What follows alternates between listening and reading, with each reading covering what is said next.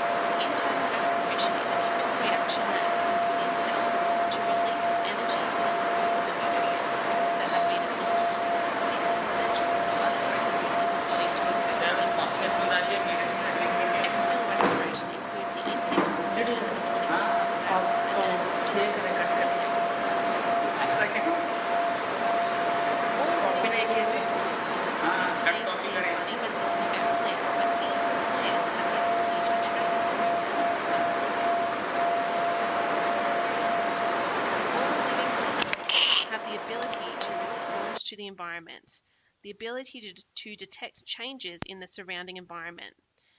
Living things can react to things such as light, temperature, smell, sound, heat, and water. They are able to react in response to danger, such as a predator. So if these are all the living things, what makes something not living? Well, non-living things, they're not made up of cells. They don't reproduce. They don't grow as they age. They don't take in nutrients. They don't excrete waste. They don't respirate or breathe. They don't move without external force being applied. And they don't respond to the environment.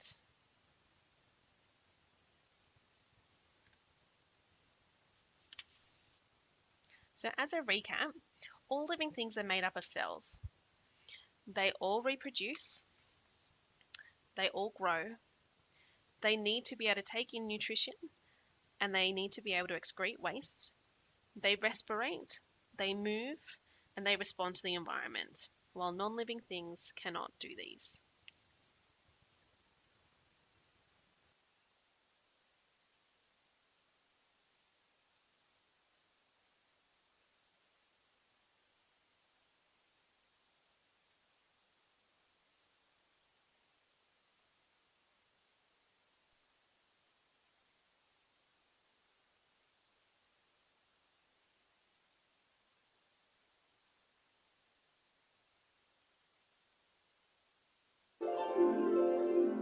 Transpiration in plants.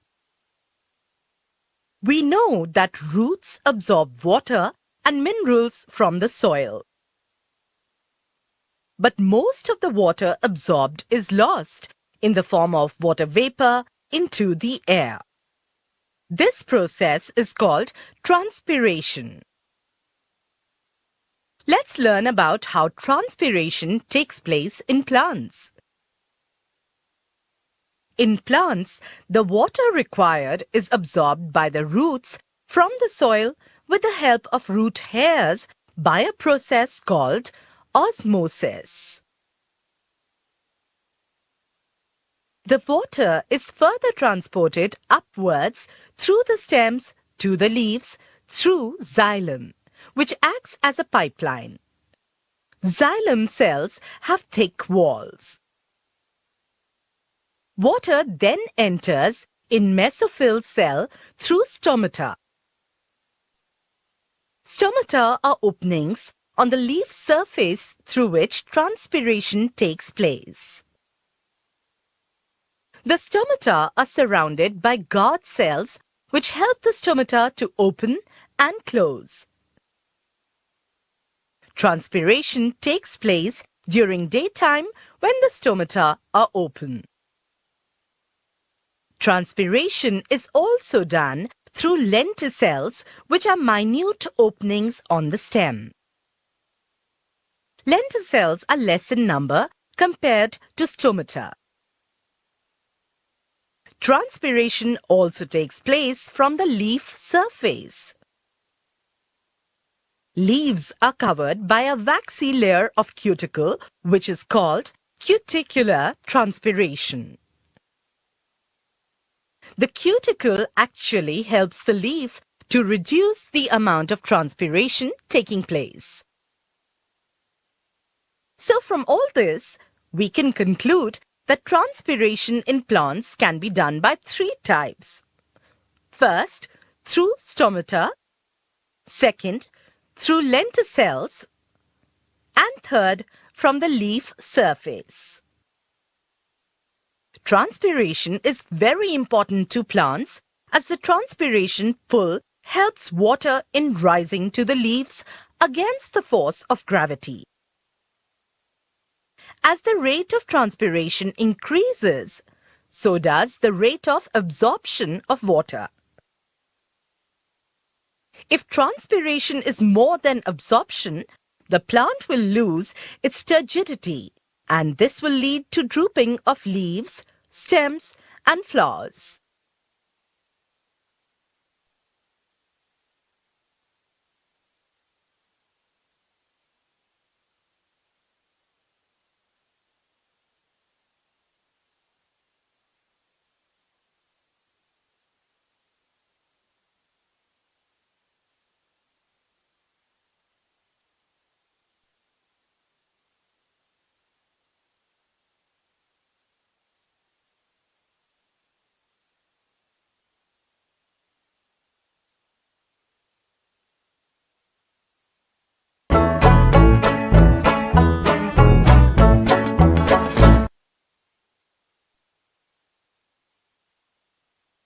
Hi, Spiky. How was your camping trip to the forest last week?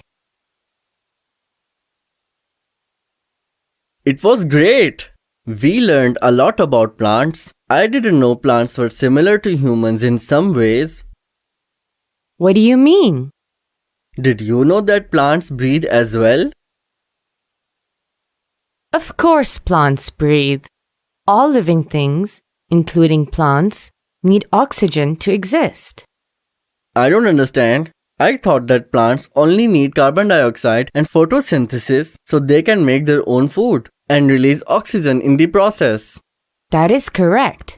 However, after making glucose, they need oxygen to help release energy from that glucose. This process of releasing energy is called respiration. But when do they get time to do this? Let's take a closer look at the entire cycle of energy production in plants, from the beginning to the end, so that you can see for yourself. In the presence of sunlight, carbon dioxide and water react to form glucose and release oxygen. This happens during the day. The glucose is transported by phloem vessels from the leaf to different parts of the plant. When these parts need energy, respiration takes place, and the glucose is broken down by oxygen. This reaction releases carbon dioxide and water. The energy is stored in special molecules called adenosine triphosphate, or ATP molecules. ATP provides energy directly to all the plant cells. Oh, so oxygen is important for plants as well. Yes, oxygen is essential in a lot of reactions. Here's a fun fact. Any reaction that occurs because of oxygen is known as oxidation. Respiration is an important example of oxidation. So together, photosynthesis and respiration help plants live. Yes, the relationship between photosynthesis and respiration in a plant is very important. Let's explore this relationship by going back to your camping trip when you were sleeping under a tree at night. As there isn't any sunlight, photosynthesis cannot take place in the tree. Only respiration takes place. So oxygen is absorbed from the atmosphere while carbon dioxide is released. Now let's fast forward to a few hours later when there's dim sunlight to brighten the early morning sky. At this time, both photosynthesis and respiration are taking place in the leaves of the tree. The oxygen produced by photosynthesis is being used for respiration, and in turn, the carbon dioxide produced by respiration is being used for photosynthesis. As a result, no exchange of gases occurs between the leaves and the environment. The photosynthesis rate is equal to the respiration rate. Now at noon, when the light is bright, the rate of photosynthesis is very fast, so a large amount of carbon dioxide is being used. The carbon dioxide produced by respiration is not enough, so the leaves take in carbon dioxide from the environment. There's more than enough oxygen for respiration, so extra oxygen is released back into the atmosphere. Oh, I understand the importance of the relationship now. Without respiration and photosynthesis in plants, we wouldn't have any oxygen or food to stay alive. Exactly.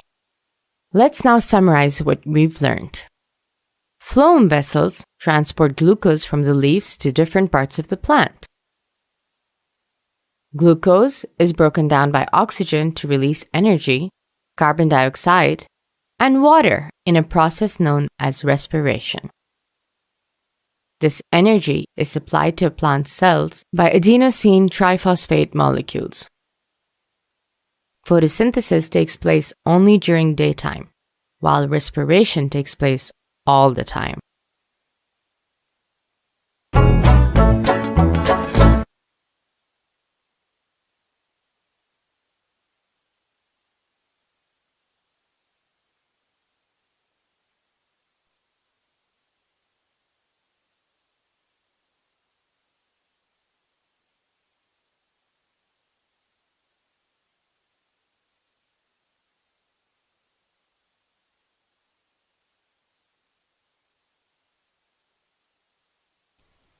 Welcome to Easy Science.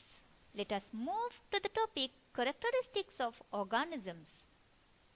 If you are provided with a coconut tree, a peacock, a ball, some balloons and a snake, and if you are asked to name the living organisms here, it would be an easy task for you. But if you are given an egg, a tissue stored under special conditions, and a DNA isolated from a fossil, can you call them as living or non-living? It is difficult until the egg is hatched and the tissue and DNA are budded to some other organisms. So now you may understand that confirmation of life cannot be made only by observing the external features. So let us learn about the characteristics of living organisms. The common characteristics are cellular organization, nutrition, respiration, irritability and coordination, excretion, movement, reproduction, and growth and development. Cellular organization. Unicellular organisms like paramecium, euglena, chlamydomonas, and amoeba are made up of cytoplasm and organelles enclosed by a plasma membrane. They show organelle level organization. But a multicellular organism is formed by the fertilization of an egg with a sperm to produce the zygote. And then cell division takes place to increase the number of cells. Finally, a multicellular organism composed of different types of cells is formed. So it shows tissue and system level organization. So plants and multicellular animals are made up of different types of cells and tissues. Organizational levels of an organism. The smallest structural and functional unit at living condition is the cell. A group of cells modified to perform a particular function is a tissue. A collection of tissues form an organ. A collection of organs form a system. And finally, systems collectively form the organism. This is the organizational level of a multicellular organism. Nutrition. The process by which energy and materials are obtained for the maintenance of life is called nutrition. Energy is needed for the cell growth and to repair the worn out structures. Organisms that produce their own food or nutrition are called autotrophic organisms. And the organisms that utilize the food produced by plants or organic compounds with other living origins are called heterotrophic organisms. Autotrophics are of two types. Photoautotrophics that utilize solar energy for the food production. Most of the plants are photoautotrophics. Second is chemoautotrophics that use chemical reactions for food production. Most of the bacteria are chemoautotrophics. Photosynthesis is the production of food inside the chloroplast of the plant cell using chlorophyll. During photosynthesis, carbon dioxide reacts with water inside the chlorophyll in the presence of sunlight to produce glucose and oxygen. This is called as the equation of photosynthesis. The food web shown here depicts the connection between different modes of nutrition. Respiration. The process of transforming the stored food into energy is called cellular respiration. It occurs inside the mitochondria of the cell. So that process is not visible to us. But we can observe the process inspiration that intakes oxygen and expiration that removes the carbon dioxide. Irritability and coordination. Before talking about irritability, you should know the two terms stimulus and response. Stimulus is a change that is strong enough to bring about a response. For example, touching a hot plate. Responses are reactions according to changes in the environment. For the stimulus discussed earlier, the response would be taking the hand away immediately.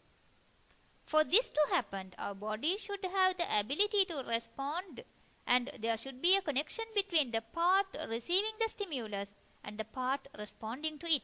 So, the ability to respond to stimuli is called irritability, and the communication between organs is called coordination. This picture shows the irritability and coordination during an accident. A stimulus is received by our hand. Nerves, muscles and hormones help in coordination. The response is given by the hand. Not only humans, even other animals and plants have irritability and coordination as they react to stimulus. Excretion is the removal of the byproducts from the body which are produced during metabolism. Metabolism is the sum of chemical and physiological activities or building up and breaking down of materials within the cell. The main excretory products of human are carbon dioxide and water vapor in the exhaled air, water and salts in the sweat, and urea, water and salts in urine.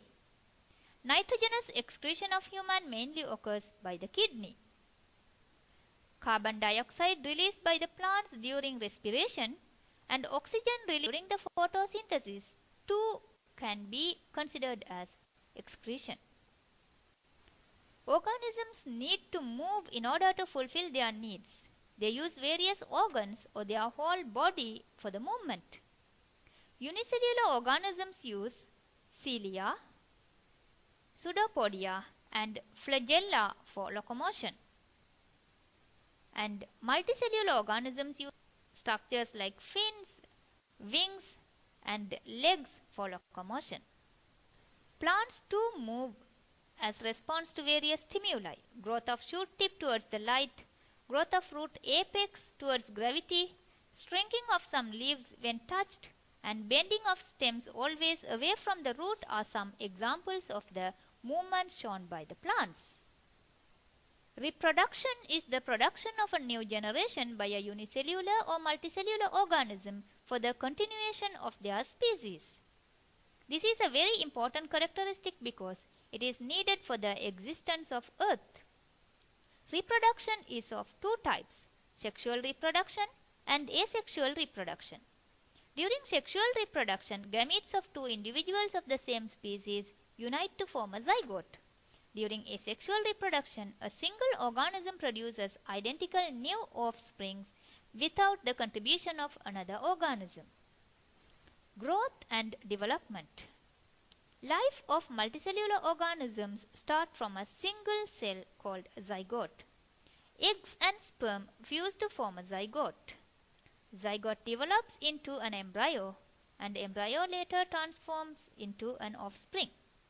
During this process, growth and development occur. Growth is the irreversible increase of dry mass of the cell, and development is the increase in complexity of the cell. Growth and development occur in animals as well as in plants and also in all other organisms. There are three steps of growth and development: irreversible increase in size of the cell, increase in number of cells by cell division, and cell differentiation are the three steps. You may have seen white masses on decomposing garbage. You may not know if it is living or non-living, but later they may develop into mushrooms. Similarly, there are ferns growing on the walls. Also, there are lichens growing on stems of the plants. You cannot decide at once if they are living or non-living. Similarly, there are dried yeast available which almost seem to be non-living but become active in warm water. So there are living entities that cannot be easily identified whether living or non-living. Virus is a good example for it. They are very small and observed using electron microscope. They are about 1/1000 the size of bacteria. Virus is not considered as a cell. They are composed of DNA or RNA nucleic acid enclosed by a protein capsid. They show both living and non-living characteristics. A virus becomes active only inside a host cell.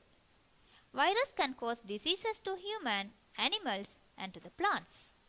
Banana bunchy top disease and curly leaf disease are caused to the plants. And influenza, common cold, dengue, and AIDS are some diseases caused to animals. Hope you enjoyed the lesson. Meet you all in another video.